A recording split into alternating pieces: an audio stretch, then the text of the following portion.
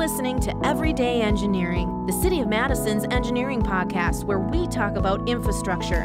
Complex topics explained simply, from the water that flows down your drain to the rain and snow that drains into the lakes, by way the curbs and streets we design. City engineering touches your life in so many ways, explained right now in Everyday Engineering. John Nolan Drive. It needs some improvements, and planning begins right now, years and years ahead and before digging and disruption happens. But it's really not that easy. That's an understatement, especially for the people in charge of designing, reimagining the most popular street in the community. My name is Hannah Mohelnitzky, City of Madison Engineering Division Public Information Officer, your host on this podcast, also in charge of the communications for the city's engineering division. But the people with the hard jobs on this project are sitting right here at the table with me.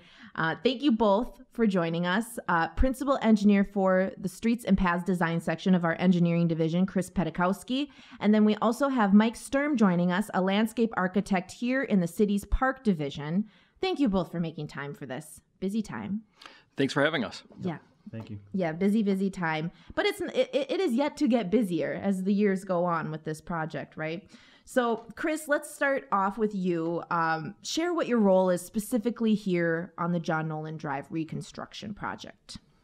So my role with the engineering division is to kind of manage the designs of the streets and the transportation improvement program. So this is a major project for us. I'll be kind of overseeing or managing the design of the new roadway, bridges, and path. Yes.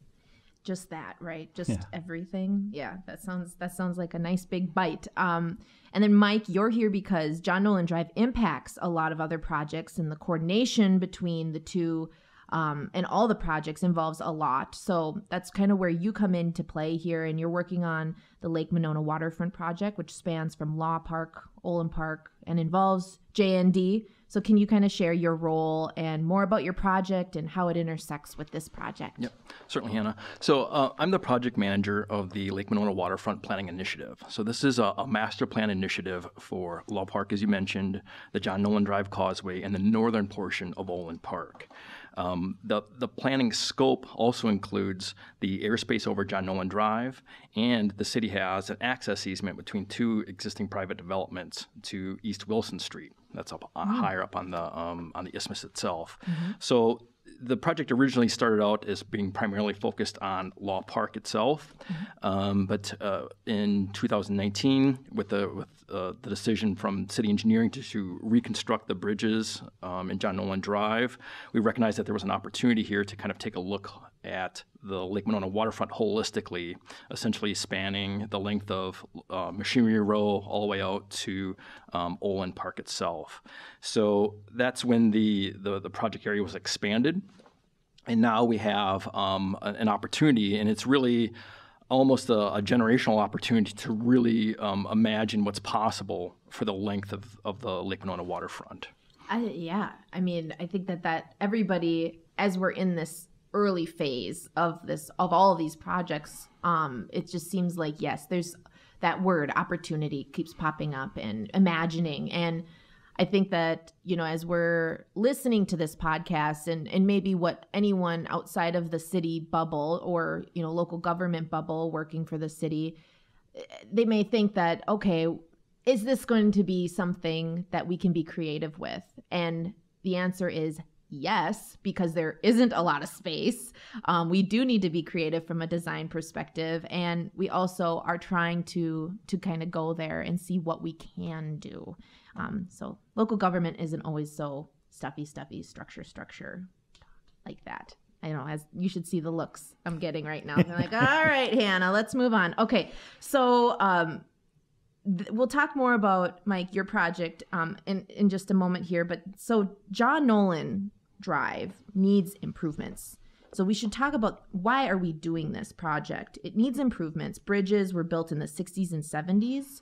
What else can you share, Chris, about the need and why we are doing this? Sure. We're not just disrupting for no reason. Right. So the main kind of driver for this project is the status of the bridges. There's There's 6 bridges out there on the causeway, 3 northbound and 3 southbound. And those bridges, as you mentioned, were built in the mid-60s, mid-70s. And they've reached a point in their service life where we have to start planning for the replacement of them. They're still fully functional and fully safe, but just to plan ahead and be responsible, we do need to start planning for the replacement of those bridges. As part of that, we also know from comments that we've heard that the bike path along the causeway is pretty thin, pretty skinny for the amount of use that it gets. So that will certainly be a focus of our design. It's one of the most heavily used paths in the state, so I believe it. Certainly looking for some width expansion on that part as well. And then the pavement is about nearing that life where we need to start thinking about planning its replacement as well. So the main driver was the bridges, but it provides that opportunity to improve those other functions as well. We're already digging. Why not make the most of it so we're not, expanding on the disruption? How do you fit it all there? How do you fit all of that? How do you expand the bike path? I'm not sure yet. That's one of the things we'll have to figure out. But it is the causeway itself is very thin for the amount of needs that it has. So that'll be one of the emphasis on the design over the next few years. So bridge improvements, just want to make sure what all the improvements J&D will get in this process, just from our perspective. So the bridges, the bike paths, what else? So the bridges, the road pavement from North Shore Drive to Olin Avenue. Mm-hmm. And then the multi-use path, we're hoping to repave and expand. And then that also includes a way to get over those three bridge areas as well, so that they might have their own bridges in the end of this. The last thing is we've got some shoreline protection there that we would look to replace, but we'll be kind of working in concert with Mike's plan and seeing how that develops and make some decisions later on as to how that gets implemented. Yeah, that's my question for you, Mike. Why do we need your project? Yes, certainly. So, I think one of your prior guests, Mr. Mohelnitzky, had really kind of elaborated on the long history of the waterfront of Lake Monona's waterfront and the multitude of planning initiatives that have been proposed for it. And I think it's really recognizing what an extremely unique opportunity is for the City of Madison to really kind of develop that and kind of re-embrace the lake. It's been kind of separated from the greater downtown and east and west neighborhoods by the John Nolan Drive corridor, the rail corridor. This project, the Lake Monona Waterfront Planning Initiative, is really to kind of look at the broader picture, develop a master plan for that space, and then have the master plan inform Chris's work. So this is where it ties in as far as the causeway improvements are of critical importance, the John Nolan Drive improvements, and it's recognizing that this master plan effort will have recommendations as far as bicycle and pedestrian improvements along its length. So we're really working towards having this plan, the Lake Monona Waterfront Plan, sort of in a process where it can be reviewed and approved by the Common Council near the end of 2022, early 2023, so that the reconstruction project is still in preliminary design at that point. Right. So that's how it will eventually inform the reconstruction project, the reconstruction work for the roadway. That's hard. It's hard to do. I mean, it's not hard when you're organized and you meet deadlines, but thankfully everyone is just on board and how you hit on that, like, very, very clearly how important coordination is in all of this, and that you're really working together on this. Tell me a little bit more about what that plan may suggest. Do we know at this point? I mean, it's October 2021. If someone listens to this episode later on in the process, of course, check back for other updates. But I guess, do we have any idea of what we can expect from that? Because it's really quite exciting. I mean, especially for how many people use the path, like we had just heard. I mean, so many people bike it, so many people run it, especially people downtown. People drive to do it, to use it downtown. So tell me a little bit about that if you can. Yep, certainly. So it's really recognizing that this is a critical corridor for the entire city. This is a thread that connects downtown to the south side of Madison, the east and west neighborhoods as well. And with regard to pedestrian bicycle traffic, it really is a critical connection that ties all of our neighborhoods together, and that's where the significance of the project gets raised up.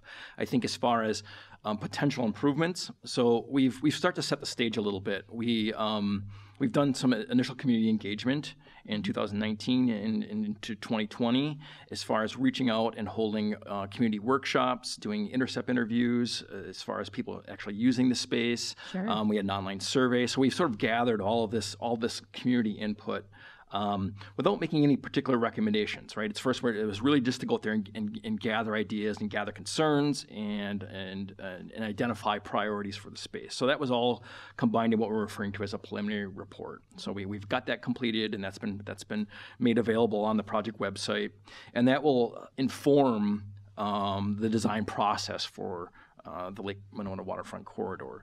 So as far as the specific recommendations, all these ideas are sort of all the prior ideas, and I think it's been mentioned. The Frank Lloyd Wright boathouse, potentially decking over John Nolan Drive to make that connection up to the upper downtown area, and other improvements as well as along the length of the corridor. Those are all sort of encapsulated as far as previously proposed ideas within this report. So that's going to be made available for the planners that will be working on the master plan initiative. That's the good stuff we all want to know about. We want to know what to expect. That's the exciting part of all of this. In addition to all of our improvements for the street and making sure that there's a wider path and making our experience biking and traveling not in a car along the path, but then also what will we see and what will we experience, and can we meet with friends and family down there? Is there going to be space to do that? Is there going to be, it's so much more than just the design. It really is part of experience in life, and that really, it sounds cheesy. It does. It sounds all the things, but it really is making design purposeful on both of your plates, because it's what people remember when they come to Madison. Is that no pressure at all? Yeah, they will smile at me. Yeah, I think, when will people start seeing changes or plans? Like I believe we have it linked on our John Nolan Drive website. We're linking to Parks about the Monona, the preliminary report that is out. Correct. So there are chunks out there. You just search John Nolan Drive, or you search, what is the official name of the project for? So it's Lake Monona Waterfront. Lake Monona Waterfront. Yep. Okay, I just want to be clear if people are listening and they go and Google after the fact. What we want, timeline for all of this. You kind of laid out, when we should expect the plans to kind of coordinate, but when will we actually start seeing things? Yes, certainly. I think that, and maybe just to kind of frame this a little bit, is that the Parks Division recognizes the challenges that we face. Law Park itself averages 80 to 90 feet wide at some of its widest points. It's a very narrow strip of land. The causeway is even narrower, recognizing where the shore armament ends and the lawn area begins. So, given all of these factors, the direction that the Parks Division is moving, this has been supported by other city agencies as well, is that we anticipate holding a design challenge for the waterfront development. That's kind of cool. It is. Yeah. It is. So the design challenge is it's sort of a unique approach to master plan development, but it's kind of recognizing the significance of this corridor. And what the challenge does is it casts a very wide net for talent. It can draw national interest as far as firms coming in with local representation. That's always the sort of the team dynamic we want to see. But the intent of the design challenges is really to bring focus in onto this area, bring as much expertise to bear as possible, and really start to have some creative solutions on addressing some of these challenges that we're looking at. What the Parks Division is preparing right now is essentially it's a draft RFQ for this design challenge model. We anticipate sharing that with council members later this year for their authorization before we begin the process, because it is a unique approach. It involves properties beyond what the Parks Division owns. So the City of Madison Parks Division does not own the property. That's the John Nolan Causeway. Okay. So that's where we're looking to get a policymaker review and authorization to proceed. So we're in the process of getting that prepared and submitted to council.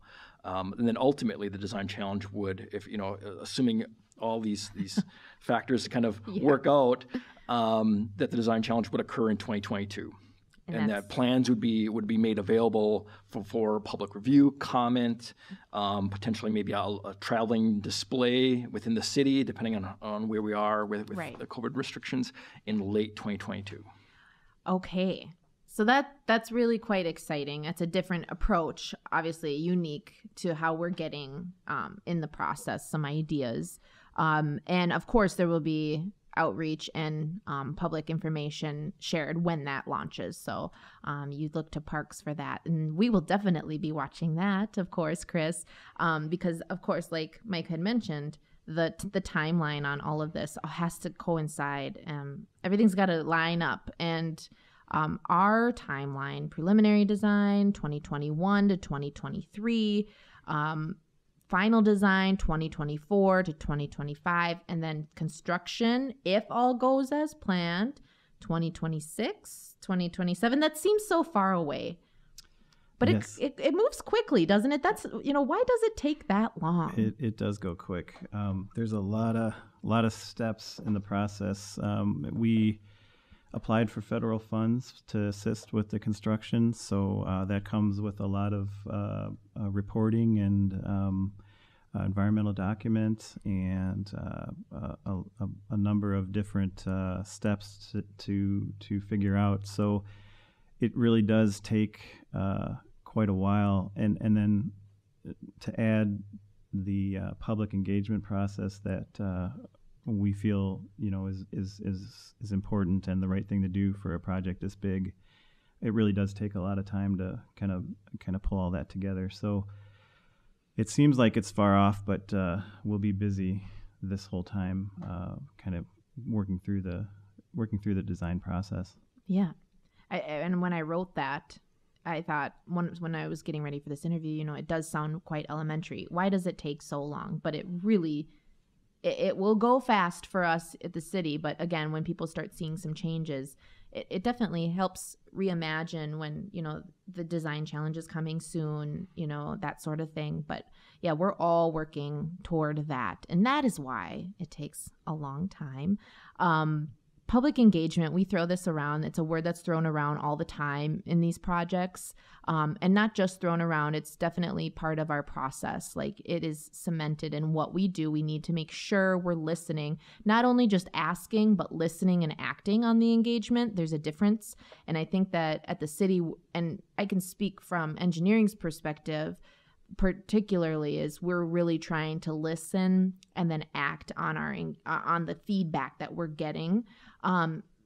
Does it really mean, what does it mean for anyone giving their feedback? Does it really matter?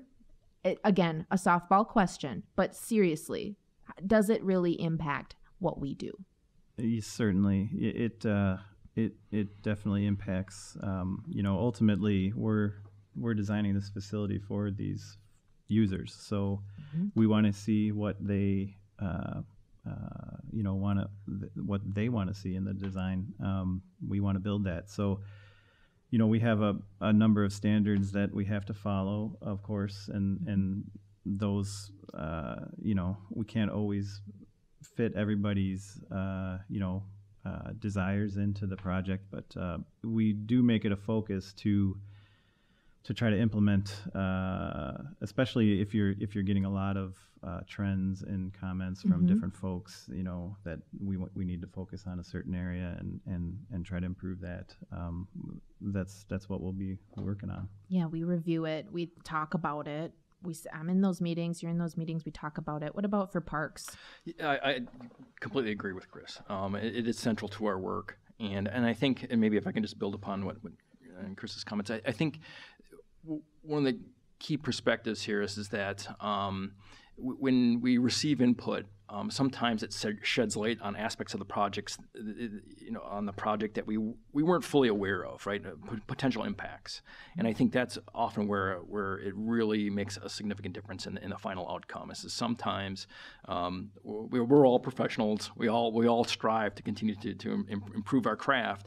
It's just sometimes the community engagement work really offers a variety of perspectives that helps illuminate potential concerns, potential problems, or opportunities, as well as far as what the final outcome is of the project. So, yeah, final outcome. We're looking forward to it. We're wrapping up now because this is going to be my last question for both of you. What do these projects mean to the community, and really to both of you doing all the truly like the leading and the heavy lift and gravity of these projects are enormous. This project in particular, in correlation with everybody, coordination, but like just the whole thing with John Nolan and all along the Shoreway, it is huge.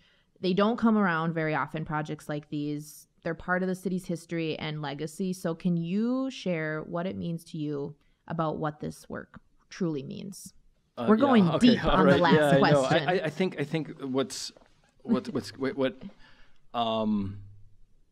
I think recognizing that the combined projects will shape how residents, visitors to Madison, park users will experience the city for decades to come.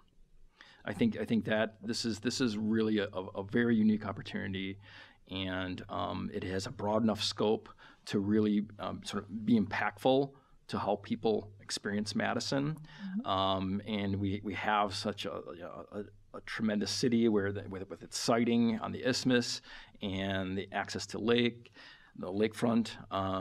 So I think that's really kind of what strikes me is when I'm, on the day-to-day things, that all the little pieces that have to kind of be worked out and coordinated. I think that's really the sort of the gravity behind both of these projects. Chris? Yeah. Final word. I would agree. There's over 40,000 cars a day that use this corridor, up to 4,000 bikes that use this corridor, pedestrians. It's important that, we do a project that enhances that mode of travel for those folks. Also, very important we have a chance here to improve the safety on the street. With different techniques in our design to try to make sure that our citizens and visitors are safe when they travel on this corridor. So it's a big opportunity for us where we can touch so many different people's lives with one project. We said it at the beginning, and we're going to say it at the end. Opportunity. Thank you both. I think this is exciting. It's exciting to be a part of a project like this, even from communications. Of course, the heavy lifting from all of our teams making this happen. But thank you for making this happen, making time in your schedules to being here and sharing with everyone listening. If you are interested in the John Nolan Drive project, head over to the City of Madison website, projects tab, and then you can see John Nolan Drive there, or you can just Google it, John Nolan Drive. Because this project, it's not going away anytime soon, and we're probably going to do a few more episodes on different parts. But again, thank you so much for being here. Thank you so much for listening, because we're always here for you every day in engineering.